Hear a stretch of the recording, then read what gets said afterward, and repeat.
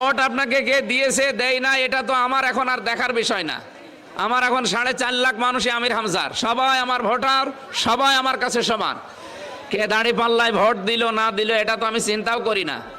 অথচ আজকে কুষ্টিয়ার বটতলী ইউনিয়নের ভাদালিয়া, বড়িয়া, টাকিমারা, এরপরে মনোহরদিয়া, এই সমস্ত জায়গাতে শুধু দাঁড়িপাল্লায় ভোট দিয়েছে। এই জন্য বিরোধীতে যারা আছে তারা এদেরকে আজকে দেখলাম রক কেটে দিয়েছে।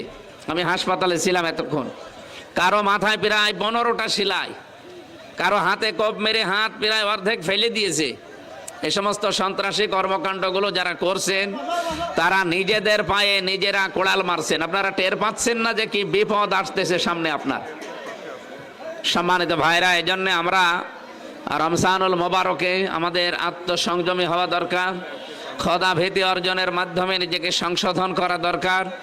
এগুলো আপনার নিজের জন্যই দরকার। আপনি যদি নিজেই এগুলো কন্ট্রোল না করতে পারেন, আশা করছি এবং আমরা বিশ্বাস করি আগামীর বাংলাদেশে আমাদের জন্য যেমন নিরাপদ বসবাসের জায়গা হচ্ছে না, আপনিও নিরাপদে বসবাস করতে পারবেন না।